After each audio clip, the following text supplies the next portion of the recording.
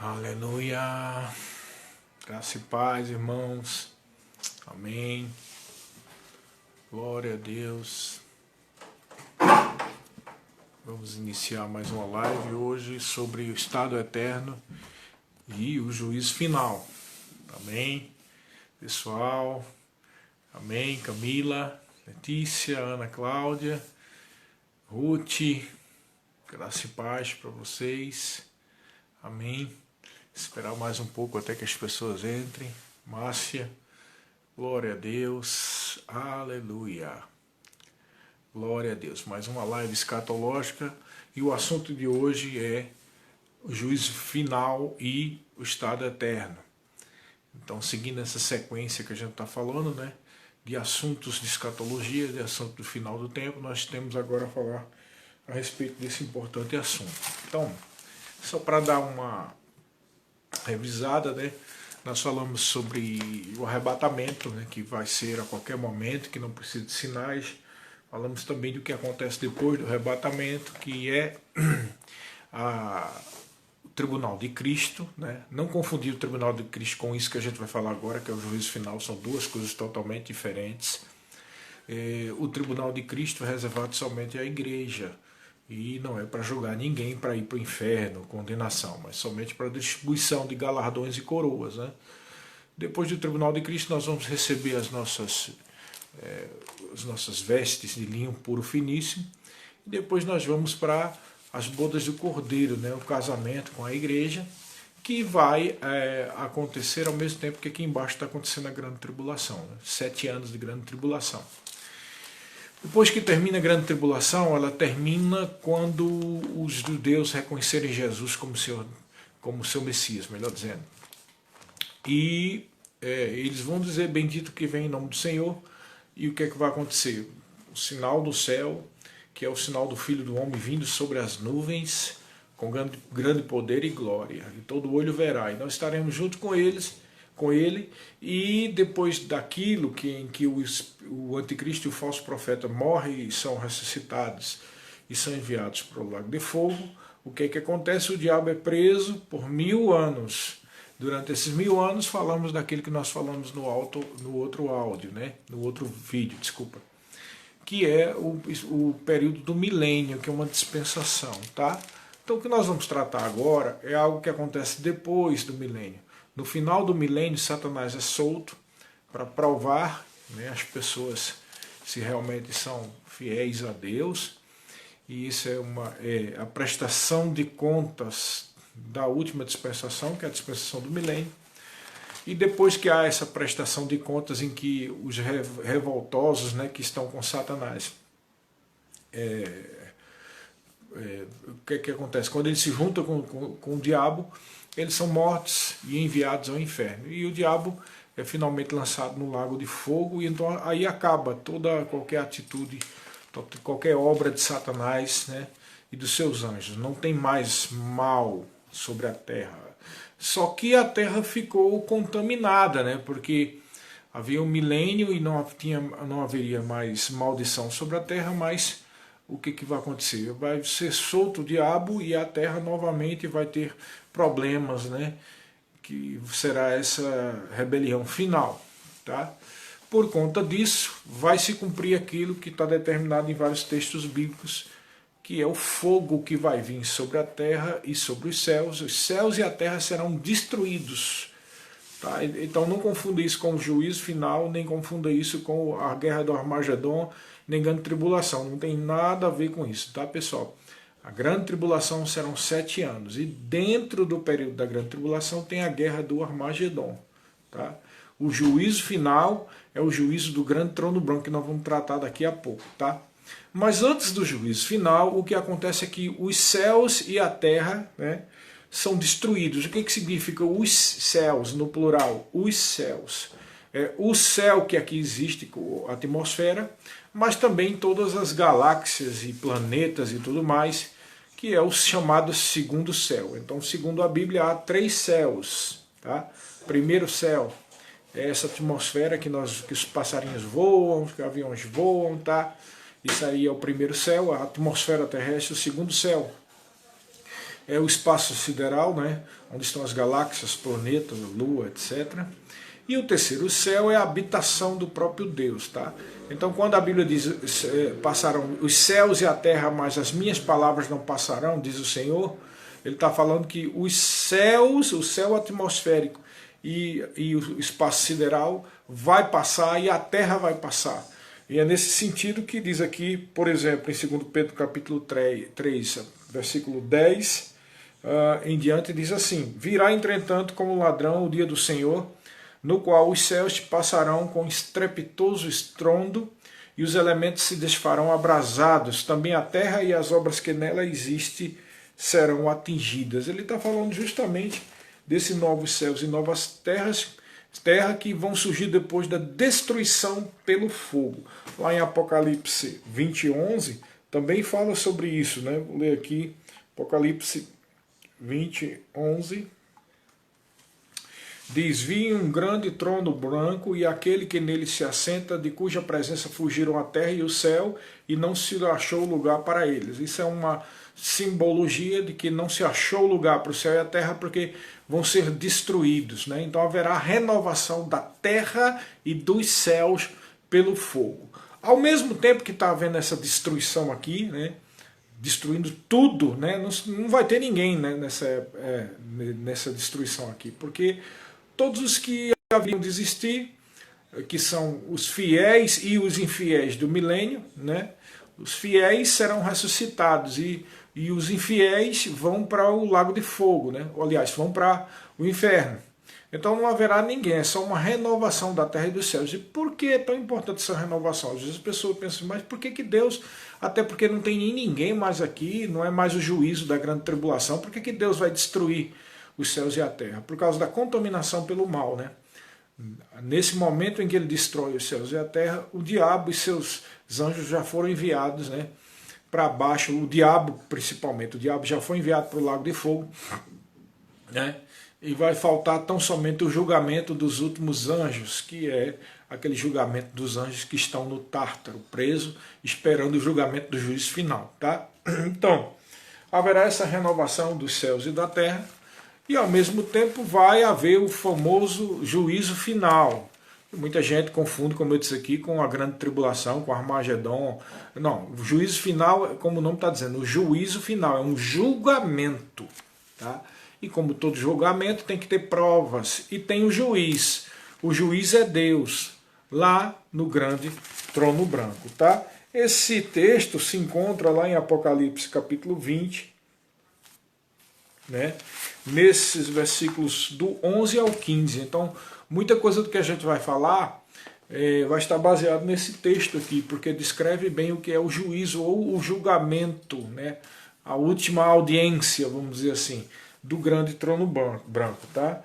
E aqui no 11 diz: vi um grande trono branco e aquele que nele se assenta, de cuja presença fugiram a terra e o céu, e não se achou lugar para eles. Esse que está nesse lugar é Deus. Deus é o juiz do grande trono branco. É importante dizer isso porque no tribunal de Cristo, de Jesus, Cristo é o juiz que distribui os galardões. No grande trono branco é o próprio Deus que é o juiz. Amém? Vai ser diante do grande trono branco, isso aí. Agora, eu não sei se você se lembra que nós falamos sobre as ressurreições, lembra? Uma outra live que a gente falou sobre a ressurreição. E citamos o texto de João, capítulo 5, que diz assim: todos ouvirão a voz do Filho do Homem e sairão dos seus sepulcros. Os que tiverem feito os bens para a ressurreição da vida, e os que tiverem feito o mal para a ressurreição do juízo. Então, a ressurreição do juízo é a ressurreição para o juízo final, tá? Por isso que eu sempre digo nas aulas que todas as pessoas serão ressuscitadas. Todos, não é só a pessoa que é filho de Deus, cristão. Todo mundo, até o pior ladrão, Hitler, os bandidos, as pessoas sanguinárias, todos esses serão ressuscitados. A diferença é que nós, que somos filhos de Deus, estaremos inseridos dentro da primeira ressurreição, que é a ressurreição para a vida. Esse outro povo que fez o mal ou que não aceitou Jesus e que está lá no inferno, serão ressuscitados para esse juízo final aqui que nós estamos tratando aqui agora. Amém? Então eu sempre, para as pessoas entenderem bem isso, eu sempre explico assim. Antigamente, hoje não, mas muito antigamente, quando algum bandido, algum ladrão era preso, ele ia para a delegacia, né? E depois da delegacia ele recebia o juiz determinava que ele fosse para a penitenciária, né? É assim também hoje, né? Que ele fosse para a penitenciária e ali ele ficava aguardando o julgamento, tá? Mas para você entender, é como se fosse assim, as pessoas que não receberam Jesus como Senhor e Salvador, eles foram para a delegacia do inferno. A delegacia do inferno, ele não é ressuscitado, então é um inferno com corpo e, aliás, com alma e espírito, tá? Alma e espírito. Então eles têm consciência, o inferno e a delegacia do inferno seria como uma prisão temporária, ou uma prisão mais psicológica e espiritual. No dia da ressurreição aqui do juízo final, o que vai acontecer? Eles serão ressurretos para ir para a audiência. E lá nesta audiência do juízo final, eles vão receber a determinação do juiz, que é o Senhor do grande trono branco, enviando-os para a penitenciária do Lago de Fogo. Tá? A penitenciária do Lago de Fogo é diferente, não é só um sofrimento psicológico e espiritual. Na penitenciária do Lago de Fogo é um sofrimento que envolve as três partes do corpo: o espírito, né, a alma e o corpo. Por isso que Jesus diz que nesse lugar, tem um certo lugar que Jesus diz que é onde o verme não morre e o fogo não se extingue. Então dando a entender que é um sofrimento que atinge fisicamente a pessoa, né? E esse lago de fogo não foi criado para os seres humanos, mas foi criado para o diabo e seus anjos. E até esse momento aqui, quando vai iniciar o juízo final, quem está lá? Já está o anticristo, o falso profeta, né? E o diabo já está lá, né? Enviado depois dessa rebelião do final do milênio, tá? E aí o que acontece agora? O juízo final, que é essa última audiência. Então todas as pessoas, os mortos que estão no inferno, serão ressuscitados para a audiência do juízo final. E como Deus é justo, irmãos, Deus é justo. Mesmo, eu tenho absoluta certeza que essas pessoas que estão lá no inferno, devem alguns estar dizendo assim, mas eu não matei, né? Eu não roubei, eu não fiz nenhum mal assim para estar aqui nessa delegacia do inferno. E no juízo final será exposto por que ele está lá no inferno, ou ela, ou quem quer que seja, que esteja lá, né? Porque as pessoas vão para o inferno não é porque são malzinhos, né? Pessoas más, muita gente pensa que é assim, né? As pessoas que têm essa noção de que se vai para o céu quando se faz o bem, então se eu ajudar os pobres eu vou para o céu. Mas eu tenho que ajudar os pobres como consequência, antes de tudo, de uma salvação que foi processada pelo fato de eu renunciar à minha vida de pecado e aceitar Jesus como Senhor da minha vida, né? Vocês estão entendendo? Então tem pessoas que pensam que vivendo uma vida de pecado sem receber Jesus, só fazendo bem, dá direito ao céu. Essas são as mesmas pessoas que dizem que só quem sabe quem vai para o céu é Deus. Mas a Bíblia deixa claro que é confessando a Jesus como Senhor da nossa vida e renunciando à vida de pecado que nós vamos para o céu. Amém? Então, há pessoas que são boazinhas, mas não recebem Jesus, e muitas vezes não recebem Jesus, não porque não é boa a mensagem do Evangelho, mas porque são orgulhosas e acham que é uma vergonha receber Jesus. Isso por si só, essa vergonha do Filho do Homem, já diz o que está dentro do coração da pessoa, mesmo que essa pessoa seja supostamente alguém bonzinho, que ajuda os pobres, etc. Amém, queridos? Então não é porque é mal, porque faz o mal que vai para o inferno, mas porque não recebe Jesus como Senhor da sua vida, né? Então, olha só, veja bem, essas pessoas serão julgadas aqui no versículo 12, né, Apocalipse capítulo 20, versículo 12 diz assim: vi também os mortos, os grandes e os pequenos, postos em pé diante do trono. Então se abriram os livros e ainda outro livro, o livro da vida, foi aberto. Então ele fala de duas testemunhas, né? A justiça geralmente, a praxe da justiça, que só determina algo em audiência se tiver o depoimento de duas ou três testemunhas. Interessante que isso é um princípio bíblico, né, que diz assim, sob o depoimento de 2 ou 3 testemunhas, tudo será estabelecido. Então, geralmente, eu já trabalhei no tribunal, né, eu trabalhei na vara da infância, e quando havia os advogados, eles entravam com a petição ou a defesa, eles arrolavam 3 testemunhas, e há a possibilidade de ser ouvida só 2 e uma ser dispensada. Então é meio que mais ou menos a continuação do princípio bíblico, né? Sob o depoimento de 2 ou 3 testemunhas, tudo é estabelecido.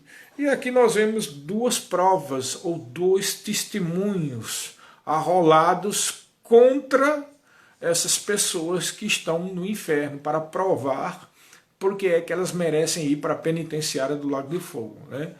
Então aqui estão o que está nos livros e o livro da vida. E aqui diz que o livro da vida foi aberto e os mortos foram julgados segundo as suas obras, conforme o que se achava escrito nos livros. Então eu vou explicar agora para você o que é o livro da vida, porque quando eu explicar o que é o livro da vida, você vai entender o que é esse julgamento dos livros e o livro da vida. Então, veja bem, estes livros que ele está dizendo que o julgamento será de acordo com o que está escrito nestes livros, estes são, vou falar bem devagar para vocês entenderem bem, estes livros são os livros onde estão descritos os pecados das pessoas. Você pode estar pensando, existe isso? Existe. Existe sim. Segundo a Bíblia, há os livros onde estão registrados os pecados. Ok? Mas não se preocupe, preste atenção no que eu vou dizer, bem devagar. Preste atenção. Existem os livros com os registros de pecado e o livro da vida. Ok? No livro de registros de pecados estão arrolados os pecados de todas as pessoas. Mas Jesus veio, pagou o preço pelo pecado, né? Derramou o seu sangue, e ele é o Cordeiro de Deus que tira o pecado do mundo. Então como é que funciona isso? Tá? Quando você reconhece Jesus como Senhor da sua vida, o sangue de Jesus apaga todo e qualquer registro de pecado na sua vida. Ok? Mas ao mesmo tempo tem um outro detalhe, né? Se alguém não recebeu Jesus, os pecados estão lá, não foram apagados. É por isso que as pessoas vão para o inferno, não é porque são mal. As pessoas vão para o inferno porque não querem receber o sacrifício que Jesus fez, dando direito com que o sangue de Jesus purifique e tire qualquer pecado da pessoa. Lembrando, mais uma vez, que tem as pessoas que têm essa mania de pensar que pecado tem a ver com maldade. Pecado não é só maldade, é tudo que está dentro do coração do homem, tudo que se afasta a pessoa de Deus. Então, nesse sentido, não receber Jesus é um pecado também, mesmo que para os outros seja só um direito. Eu tenho o direito de receber Jesus ou não, eu sou uma pessoa livre, eu tenho o direito de fazer o que quiser. Tudo bem, tem, mas de certa forma é um pecado. Né? Então, não necessariamente as pessoas têm a tendência de pensar que alguém ruim, de um temperamento ruim e malvado, essas pessoas merecem ir para o inferno, mas outros não. Mas não é isso que a Bíblia diz. A Bíblia deixa claro que o que faz alguém ir para o inferno é não receber o sacrifício de Jesus. Amém? Porque senão confunde-se temperamento com algo espiritual. Tem pessoas que têm temperamentos difíceis, mas receberam Jesus. E tem pessoas que têm temperamentos amáveis, mas o seu orgulho não deixa receber Jesus. Isso faz com que você tenha uma ideia estranha. Às vezes você encontra cristãos difíceis e você diz, mas como é que essa pessoa é salva? Né? Pensa assim. E você encontra pessoas do mundo que não quer saber do Senhor, mas que são amáveis e educadas. Então não tem nada a ver uma coisa com outra, tá certo, pessoal? A pessoa vai para o inferno porque não recebeu Jesus como Senhor e Salvador da sua vida, tá? E ali há os livros de registro de pecados. Quando a pessoa recebe com atitude de humilde o Senhor Jesus como Senhor, os seus pecados são retirados, são apagados pelo sangue de Jesus, tá? Agora eu vou falar, para poder falar mais um pouco aqui, explicar o que é o livro da vida. O que é o livro da vida? O livro da vida é o livro do registro dos nascidos vivos. Então é mais ou menos, o livro da vida seria o livro do registro de cartório, né?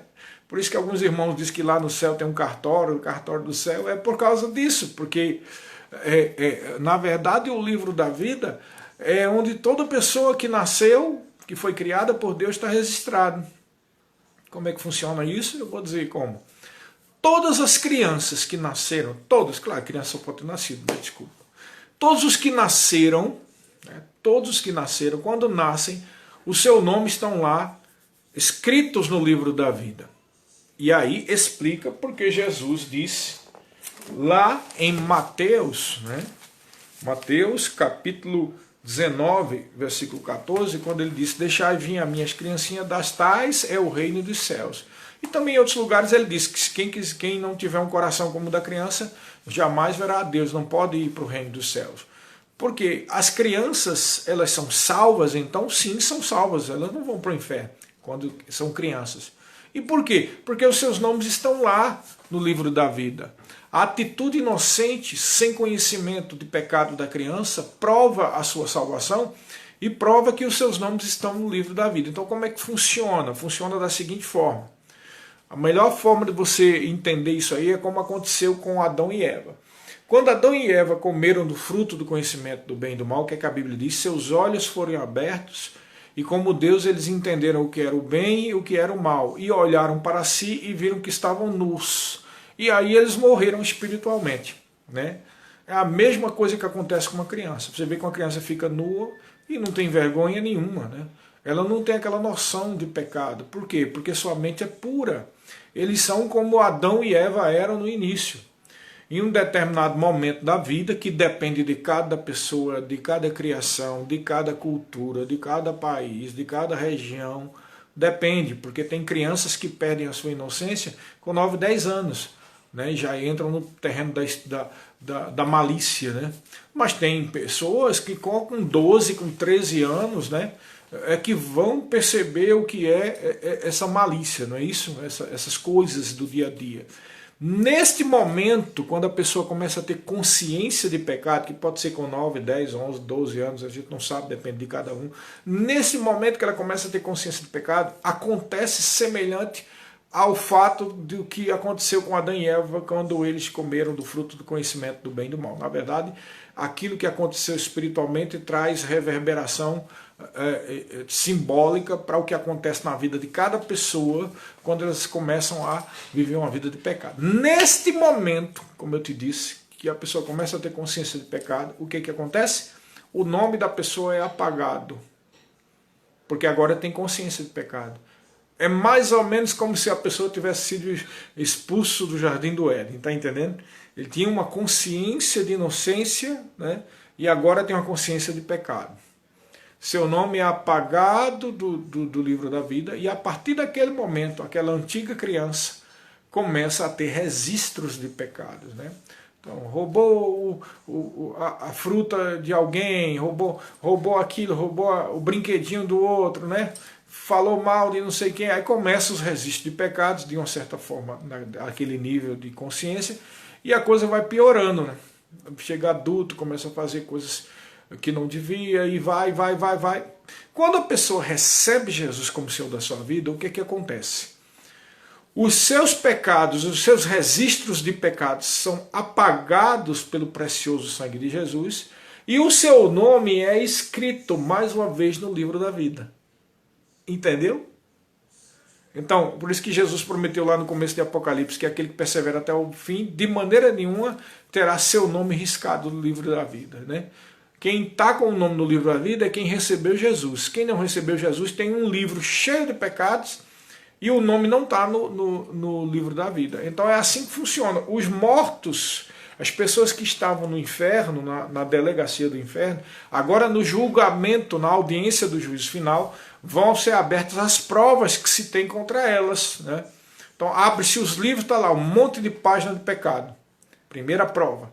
E a segunda prova é, vai ver se o nome está no livro da vida. Não está. Então, 2 provas, 2 testemunhos, sobre o depoimento de 2 testemunhos, 2 ou 3 testemunhas, tudo é estabelecido. Aí segue para a penitenciária do Lago de Fogo, Gehenna, né? no hebraico, né? Gehenna. Então, isso significa o quê? Que Deus é justo. Deus conhece a vida de cada um, Deus sabe o que se passa no coração. Pensa por um pouco, irmão, o que faz alguém não receber Jesus como Senhor da sua vida? não há cabimentos, porque todas as argumentações que as pessoas colocam, elas têm como base o orgulho, né? Então, é porque não concorda com a igreja, é porque não concorda com a vida de alguns crentes, é porque não concorda, acha que isso é uma religiosidade, um fanatismo, né? Acha que não é bem assim, respeito o ponto de vista seu, mas eu não sou religioso. Sempre por trás há um orgulho. E a Bíblia diz que Deus resiste ao soberbo, mas dá graça ao humilde. Receber Jesus como Senhor da sua vida é, antes de tudo, um ato de humildade. Humildade, irmãos, não é ter pouco dinheiro. Isso não. Até pessoas que têm pouco dinheiro são orgulhosas. Humildade é submeter-se e reconhecer que o que está escrito na palavra é a verdade. E lá em Romanos capítulo 10 diz que se confessarmos a Jesus como Senhor em nosso coração, crer que Ele ressuscitou dentre os mortos, seremos salvos. Porque com o coração se crê para a justiça, ou seja, para ser purificado de todo qualquer pecado, e com a boca se confessa a respeito da salvação. Amém, queridos? Então, nesse juízo final, haverá o julgamento desses que estão no inferno, né? E depois desse julgamento, vai haver, né, eles serão enviados para o lago de fogo, né, onde está lá a besta e o falso profeta, e haverá também, a Bíblia dá a entender, não temos muitos detalhes sobre isso, por isso que eu não vou me adiantar em cima do terreno de especulações, tá? Mas a Bíblia diz, claro, que nós vamos julgar a anjos. Julgar quando? No juízo final, ok? Mas que anjos? São os anjos que estão ao nosso redor nos protegendo? Não, eles não precisam de julgamento, eles estão sendo fiéis a Deus. São os demônios? Não, os demônios já foram julgados e condenados, já estão lá no lago de fogo junto com o diabo. Então que anjos são esses? São aqueles anjos que estão presos em cadeias eternas lá no Tártaro, tá? Esses anjos estão presos, eu não vou falar muita coisa, porque senão a gente vai abrir uma lata de minhocas e eu vou ter que depois fechar, e eu sei como fechar, mas senão a gente vai dar espaço para muitas outras perguntas aqui, mas deixa para outro tempo. Vamos só definir isso. Na Bíblia diz que nós vamos julgar anjos, e são esses anjos que estão presos lá no Tártaro, ok? Então isso é o juízo final, tá? Esse é o juízo final. Mas depois do juízo final, tem o outro assunto que nós tratamos aqui, né? Mais uma vez, antes de eu terminar, eu quero lembrar você, não confunda juízo final com o tribunal de Cristo, tá? E nem com Guerra do Armagedon, porque a gente assiste uns filmes aí que não tem nada a ver, muita gente fala muita bobagem, não tem entendimento, e tem filme que confunde juízo final com a Guerra do Armagedon, e o tribunal de Cristo mistura tudo, tá? Então, a sequência é essa, para ficar bem fixado para você. A qualquer momento a trombeta vai tocar e nós seremos arrebatados. Nós nos encontraremos com Jesus nas nuvens, mas Jesus não vai pôr o pé aqui na terra, não nesse momento. Lá nós vamos para o tribunal de Cristo, onde receberemos coroas e galardões e receberemos as nossas vestes de linho puro finíssimo. De lá nós vamos para as bodas do Cordeiro, né? 7 anos de bodas, 7 anos de casamento, o noivo com a noiva. Aqui embaixo na terra vai estar acontecendo 7 anos de grande tribulação, né? Que nós falamos algumas coisas. Então, quando os judeus reconhecerem que Jesus é o seu Messias, abre-se o céu como um relâmpago que sai do Oriente, se mostra no Ocidente, assim há de ser a vinda do Filho do Homem. A vinda, a segunda vinda, não é o arrebatamento. E nessa segunda vinda nós vamos vir junto com Jesus. Chegando aqui vai haver aqueles julgamentos das virgens nécias e prudentes, que é o julgamento dos judeus, para ver quem é que recebeu Jesus e os que não receberam. Os que não receberam vão para o inferno, e os que receberam entram no milênio vivos. E o julgamento dos bodes e das ovelhas. Ovelhas são os gentios que ajudaram, arriscando a sua própria vida para ajudar os judeus. Esses vão entrar no milênio. E os bodes são os gentios que não quiseram nada com Deus e só escaparam ali por sorte, né, daqueles juízos da grande tribulação. Tá? Aí entra gentios e judeus com corpos normais, esses são os que vão se multiplicar e vão se tornar a população do milênio. A outra parte de gente que vai estar no milênio somos nós com o nosso corpo glorificado junto com Jesus, e como eu disse outra vez, nós seremos o funcionarismo público, né, dos céus, tá? termina, no final do milênio o diabo é solto, então tem uma grande rebelião, os revoltosos são enviados, mortos e enviados para o inferno, e os demais são ressuscitados, né? Têm os seus corpos glorificados, e aí o que é que acontece? A renovação dos céus e a terra pelo fogo, tudo é destruído, e acontece nos céus o juízo final, né, que é isso que nós tratamos aqui, tá? Então, quando há essa última peneira do Senhor, né, a última peneira de Jeová, que é o juízo final, já não tem mais pessoas, mas já não tem pessoas aqui condenadas, porque o que tinha já foi para o lago de fogo. Já não tem demônios, já não tem Satanás, que está no lago de fogo. Já não tem mais nada disso. E os céus e a terra agora são novos, novinhos em folha, né? Porque foram criados novos céus e nova terra. E aí é o que acontece, o que João diz lá em Apocalipse, capítulo 21, 2, e nos versículos 10 ao 27. Então, capítulo 21, 2, João diz assim, ele teve essa visão. Então vi também a cidade santa, a nova Jerusalém, que descia do céu da parte de Deus, ataviada como uma noiva adornada para o seu esposo. E a partir do versículo 10, ele também começa a falar das características dessa nova Jerusalém. Então, no versículo 10, me transportou em espírito até uma grande e elevada montanha e mostrou a santa cidade Jerusalém, que descia do céu da parte de Deus, e vai falando, né, das portas, dos muros da nova Jerusalém, tá? Quem é que vai estar lá dentro da nova Jerusalém? Nós estaremos todos lá, juntamente com o Senhor, com o Espírito Santo e com o próprio Deus, tá, pessoal? Então, algumas pessoas não entendem, às vezes, por falta de conhecimento da palavra, quando a gente diz assim, o final de tudo será a gente vivendo aqui na terra com Deus, tá? E é assim que será, porque será um novo céu e uma nova terra. A melhor ideia que você pode ter é o seguinte, os céus, a terra vai estar tão purificada, tão nova, né, novinha em folha, né, sem o diabo, sem os seus anjos, sem o pecado, sem maldição, sem nada, tão pura, que não haverá diferença entre os céus e a terra. A tal ponto que a própria Nova Jerusalém desce dos céus e vem fixar-se na terra, e o próprio Deus vem morar na terra. Você já parou o que é isso? Parou para pensar isso? O trono de Deus agora é conosco na terra. É uma coisa muito difícil até a compreensão. A própria terra está tão santificada que agora se tornou a habitação do próprio Deus. Isso é o que é o estado eterno. Então o final de todas as coisas será o quê? Nós com o corpo ressuscitado, juntamente com Jesus, com o Espírito Santo, né? E com Deus, todos morando juntos aqui na terra. Isso é o final que a Bíblia diz. Muito claro, não há terreno para outra especulação. É por isso que nós dissemos que nós não, o cristianismo ele não promete uma vida eterna no céu, né? Pode chocar você, mas é isso mesmo. Ir para o céu é um estado intermediário, o futuro, e por isso que se chamou o estado eterno, ou seja, como nós vamos estar eternamente. O estado eterno é ressuscitado, morando com Deus e com Jesus, com o Espírito, né? E todo mundo junto, e os anjos, tá, na terra, na Nova Jerusalém, tá? Agora, deixa claro, né, que é uma coisa que é difícil da gente explicar, porque a impressão às vezes que dá, né, antigamente eu pensava, quando eu vi a primeira vez isso, eu ficava pensando, meu Deus, por maior que seja a Nova Jerusalém, mas eu não quero estar preso dentro de uma cidade não, né?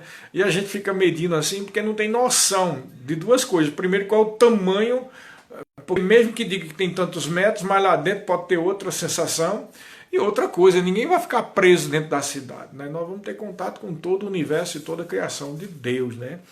Então, como é que será o estado eterno? Eu anotei só algumas coisas aqui, não tudo, porque tem muitas características lá, mas algumas coisas, né? Em primeiro lugar, como a Bíblia diz, em Apocalipse 22, 3, tá? Aqui já dá terreno para muita coisa. Apocalipse 22, 3 diz assim, que nunca mais haverá qualquer maldição naquele lugar, né? Nela estará o trono de Deus. Está vendo? O trono de Deus vai estar na Nova Jerusalém, aqui na terra. Você já imaginou o que é isso? O trono de Deus não está mais no céu, está na terra. E do Cordeiro também, né? E os seus servos o servirão. Quem são os seus servos? Somos nós. Então nós vamos servir a Deus. Tá? Então aí a gente começa a especular um monte de coisas. O que seria servir a Deus? Pensa bem. O que seria? Se Deus é Deus, ele não tem falta de nada, né? Então o serviço a Deus não é dar um copinho de água para Deus. Deus não precisa disso, não é verdade? A outra coisa que é interessante, servir a Deus aí não vai ser pregar o evangelho, porque não precisa mais pregar o evangelho. Outra coisa interessante é que o servir a Deus aí não é a nossa luta não é contra a carne nem sangue, mas contra os principados e potestades. Não vai ser mais uma luta contra o principado e potestade, porque não existe mais demônio, não existe mais nada. Só tem uma explicação, irmão, né? Pelo menos que a gente possa entender. Serviço a Deus nessa realidade aí do estado eterno deve envolver os serviços da sua criação. Jesus deixou claro que ele diz assim: meu pai trabalha até agora. E eu gosto muito de ver que o trabalho do pai não é só espiritual, ele é até material mesmo, né? Qualquer estudo básico de astronomia, por exemplo, você já percebe que até hoje estão sendo criados planetas. Ainda não parou os planetas, os sóis, né? Há muitas nebulosas que são junções de gases, e ali há fenômenos atômicos ali acontecendo, explosões e tantas coisas ali que não cabe a gente aqui citar, mas é chamado de berçário de estrelas. Os astrônomos chamam de determinados lugares, como algumas nebulosas, como berçário de estrelas. Até hoje estão sendo criadas estrelas, e não só estrelas, mas essas estrelas, quando esfriam, soltam alguns materiais, ali vai se formar futuramente, claro, estou falando bem simplesmente, de uma forma mais generalizada, os planetas, as luas, etc. Então o Pai ainda está criando até hoje, o universo não parou não, irmão, ele está criando. Então isso começa, por isso que eu disse que dá espaço para especulação. O que seria então trabalhar para Deus? Com certeza não é dar um copinho de água para Deus, nem tampouco trabalhar como nós trabalhamos hoje, pregando o Evangelho e fazendo as obras e ajudando pessoas necessitadas. Não, o trabalho de Deus vai envolver algo possivelmente que envolva a criação de Deus, tá? Deve ser alguma coisa que a gente não tem qualquer percepção ou noção do que deva ser isso. Então não se preocupe que no céu não tem lugar para ficar parado, tá? Na Nova Jerusalém a gente vai ficar olhando, né? Muita gente pensa que é assim, é aquele céu criado pelos pintores renascentistas e também pelo pessoal da Idade Média, né? Que todo mundo só voando entre as nuvens, tocando harpinha. Isso é uma coisa criada, isso não existe, não é bíblico, isso não tem nada disso na Bíblia. A única coisa que a Bíblia fala parecido com isso é só que a gente vai adorar a Deus até a eternidade. Então adorar a Deus, nós adoramos Ele de várias formas, até mesmo servindo, né?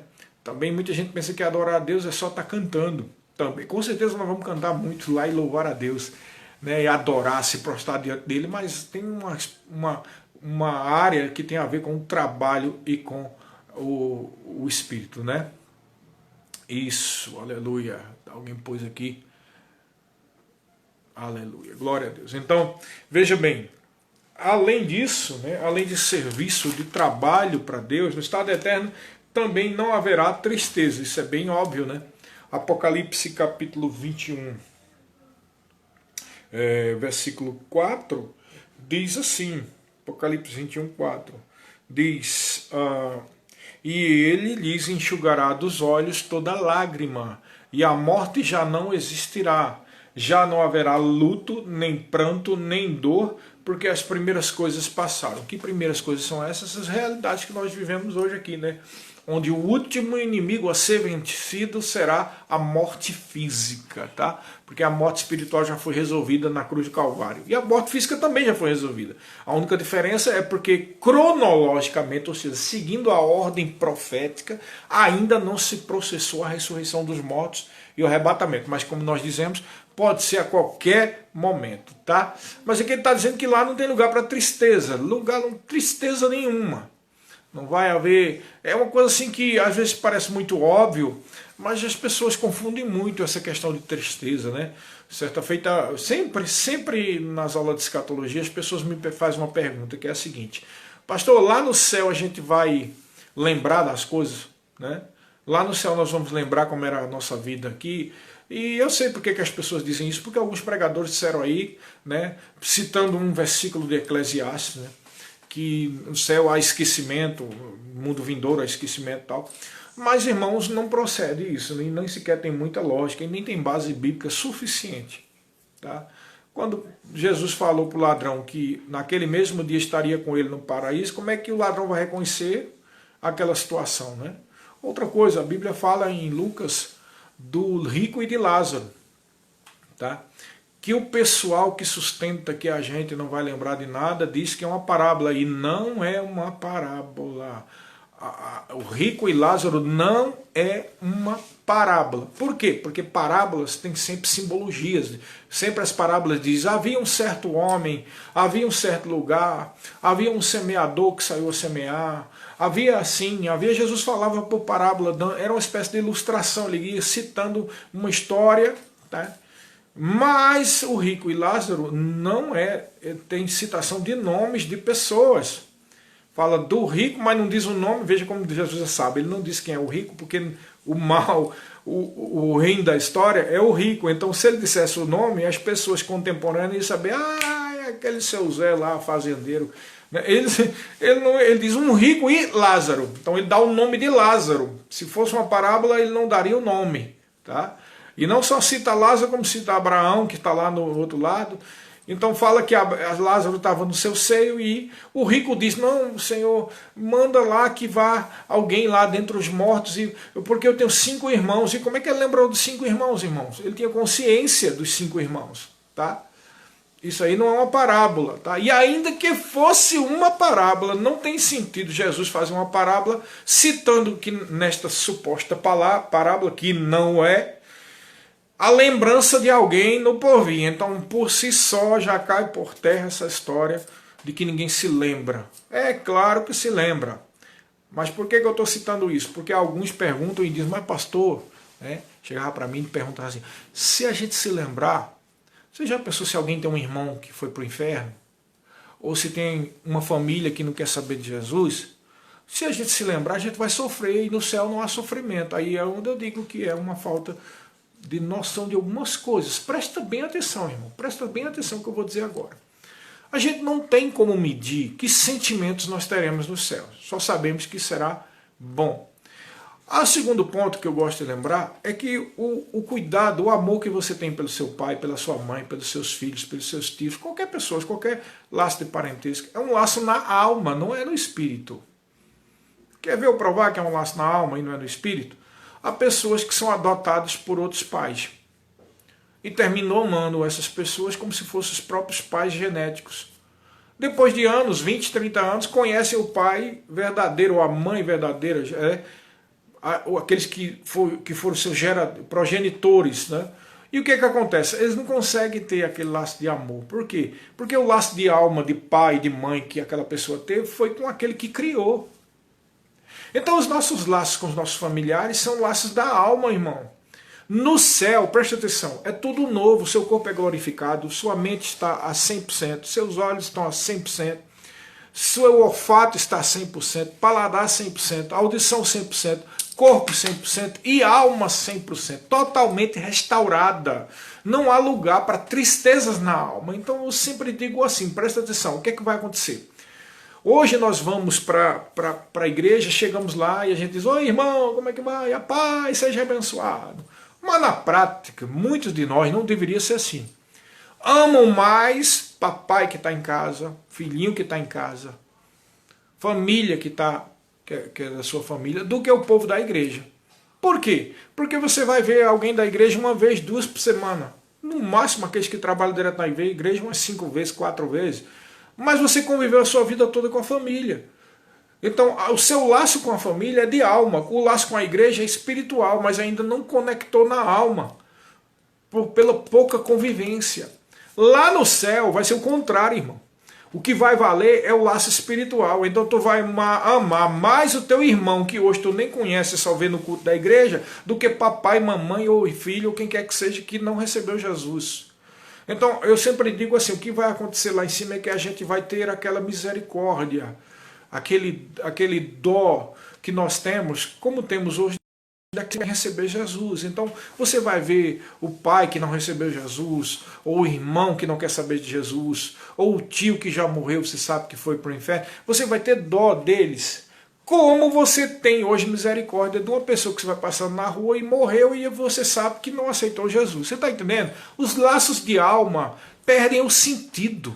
Os laços de alma perdem o valor, e o que vai valer é o laço espiritual, tá?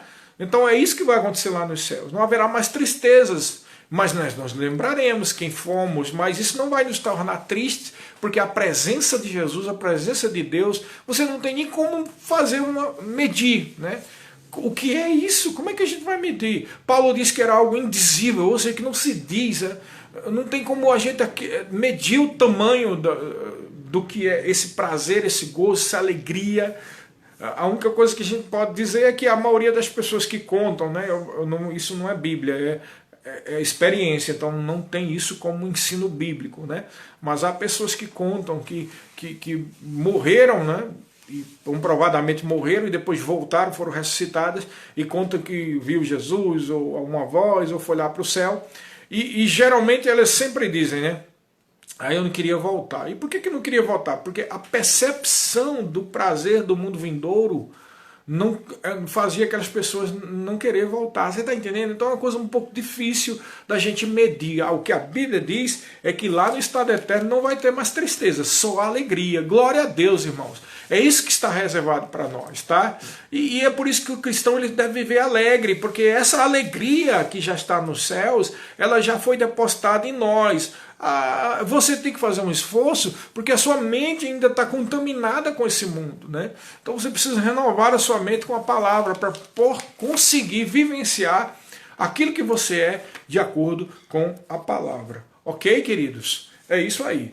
Então, além disso, não haverá tristeza. Um outro detalhe, não haverá noite mais. Não vai ter uma noite.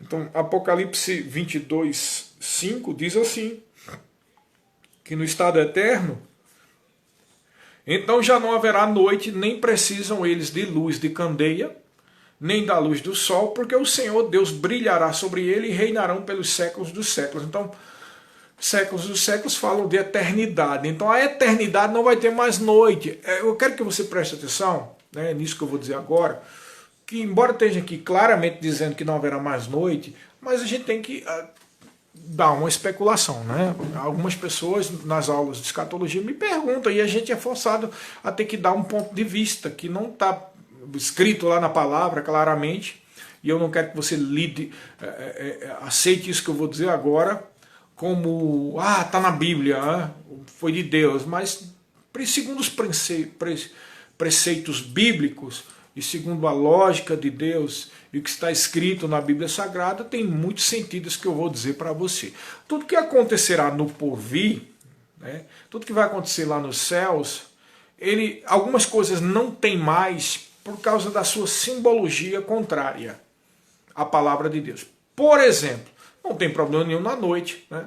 A noite às vezes é fresquinho, agradável, você vê as estrelas e tal, não tem problema nenhum. Mas por que a noite não haverá mais? Não só porque a presença de Deus é constante, mas porque a noite fala de trevas, tá?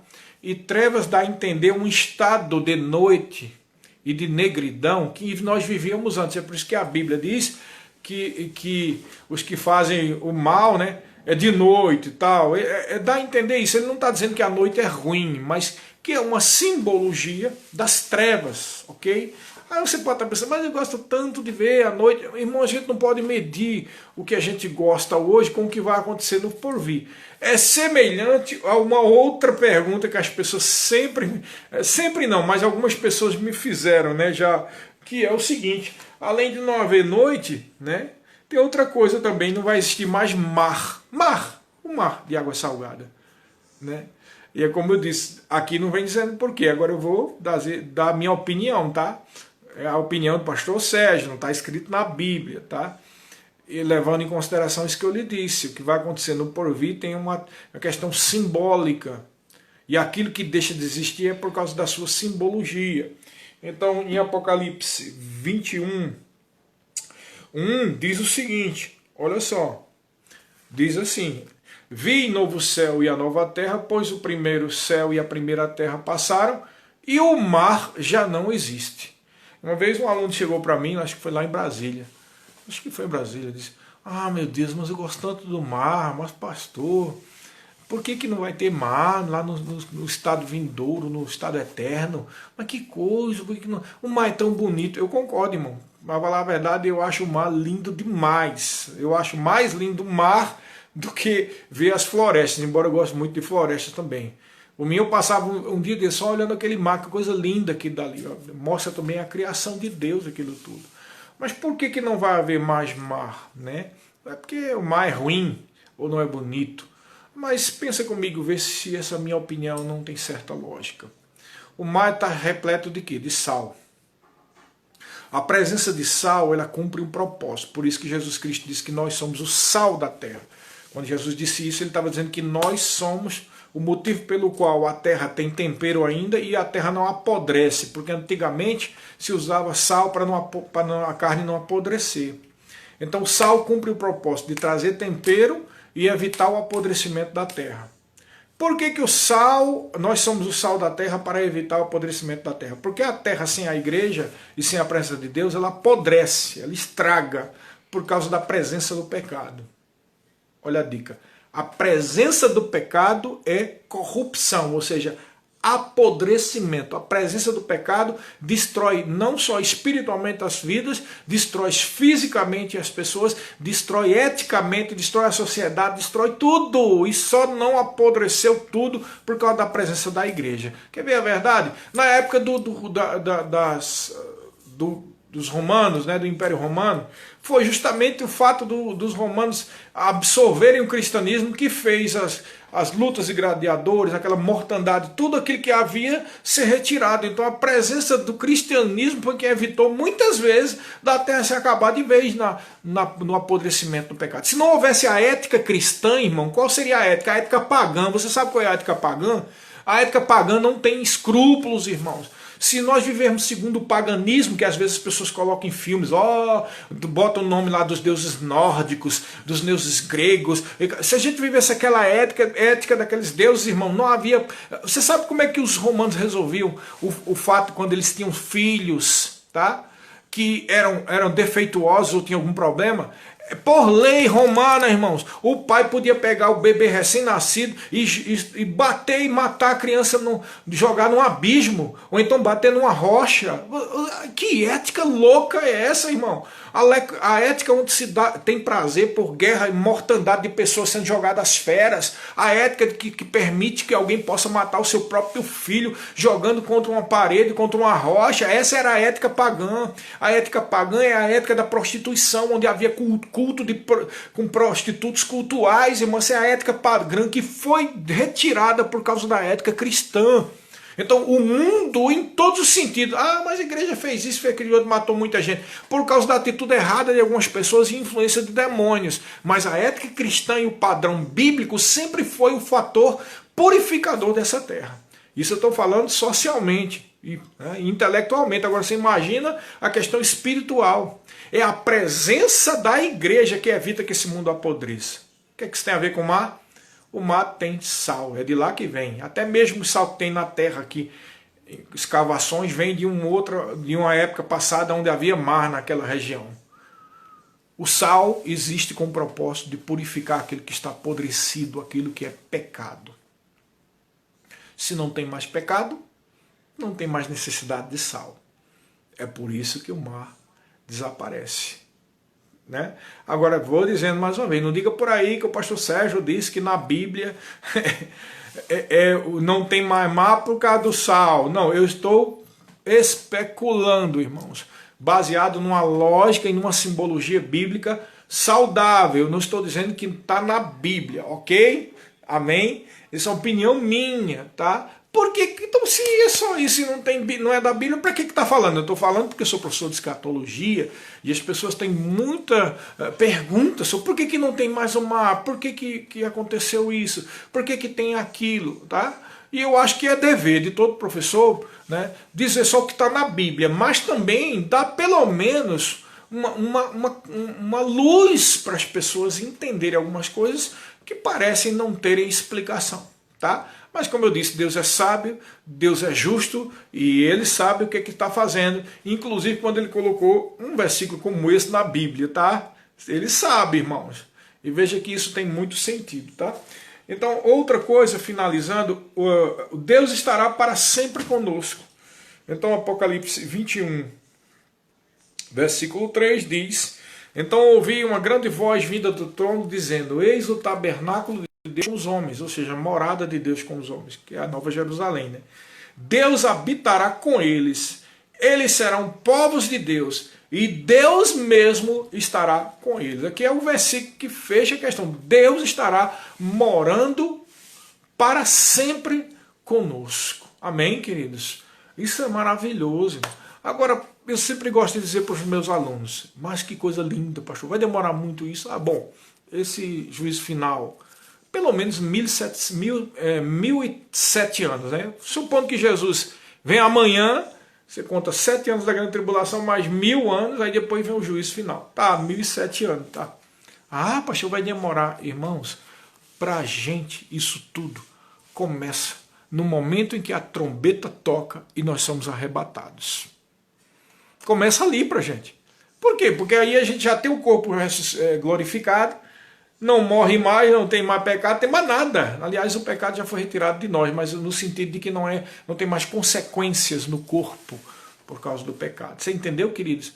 Então, para nós, o milênio, o estado eterno, praticamente começa no momento em que a trombeta toca. Veja que coisa maravilhosa, irmãos. Está muito próximo. É por isso que a igreja primitiva dizia Maranata, ora, vem Senhor Jesus. Porque no momento do arrebatamento, tudo muda para a gente, né? O milênio existirá por conta das promessas que Deus deu a Israel. É por isso que nós vamos reinar com ele, mas às vezes as pessoas ficam pensando: mas vai ser bom no milênio. Não, é bom no momento do arrebatamento. Quando nós somos arrebatados ou ressuscitados, irmãos que já estão dormindo, né, o corpo dormindo na terra, todos eles, esse momento é o momento em que começa tudo pra gente. O milênio é só lucro. Eu sempre gosto de dizer nas aulas: milênio é lucro, irmãos. Tudo que vai acontecer depois é lucro, né? O estado eterno é lucro, mas o grande upgrade, ou seja, a grande ápice, né, a grande mudança de patamar acontece no momento em que a trombeta toca e que nós seremos arrebatados. Isso não é maravilhoso, irmão? É muito bom. Eu gosto muito desse assunto de escatologia. É ali onde está a nossa bendita esperança. Eu sempre gosto de dizer nas aulas de escatologia, se você for ver, de Gênesis a Apocalipse fala, de certa forma, de escatologia. Né? Escatologia explica tudo. Escatologia explica essa questão das dispensações, essas coisas estranhas, como por que o diabo é preso, depois é solto. Tudo isso está explicado dentro desse assunto. E eu gosto muito de escatologia porque foi através da escatologia que eu vi todos os links da Bíblia sendo fechados e não restando mais nenhuma dúvida de nada. Isso é maravilhoso, irmão. A coisa fica clara, a coisa fica bem cristalina, né? Não há mistérios escondidos para Deus, porque aquilo que de Deus foi revelado está na palavra. Tudo que está na palavra é a verdade, e se você realmente tiver conhecimento, não só aqui, mas muito mais no coração, você vai conseguir viver na plenitude de alegria. Porque a alegria do Senhor já está dentro de nós, a felicidade já está dentro de nós, amém, queridos? Nós já temos isso dentro de nós, mas é tudo pela fé, tá? Então não é momento de ficar atribulado, não é momento de tristeza nem de preocupação, porque Deus é o nosso Pai, Ele é o nosso pastor, Ele cuida da nossa vida, Ele nos protege, Ele nos guarda, e nós como igreja somos a noiva de Cristo. Então é responsabilidade do Pai e de Cristo cuidar da noiva, irmão, para o casamento, e Ele vai nos livrar da ira vindoura. Que ira? A ira de Deus para as nações na grande tribulação. Nós não vamos passar pela grande tribulação, irmãos. Nós seremos salvos de tudo isso. Nós somos retirados no dia que a trombeta toca, irmãos. No dia que a trombeta tocar, vai haver o arrebatamento. Então, tudo vai mudar para a nossa vida. Amém, queridos? Isso é muito importante. Então, veja a sequência. Depois do milênio que nós tratamos no áudio anterior, haverá essa renovação da terra e dos céus pelo fogo, a criação de uma nova terra e um novo céu, e haverá o juízo final. Mais uma vez eu digo para você não esquecer, não confundir, o juízo final não tem nada a ver com o tribunal de Cristo, nem com Armagedon. Armagedon é uma guerra que vai acontecer no meio, durante o período da grande tribulação. Amém? Então o nosso futuro vai ser cada vez melhor. Estamos terminando aqui, espero que você tenha aprendido algo da parte do Senhor. Seja abençoado, irmãos, e viva uma vida de alegria, porque a alegria do Senhor é a tua força. Amém, queridos? Sejam abençoados em nome de Jesus.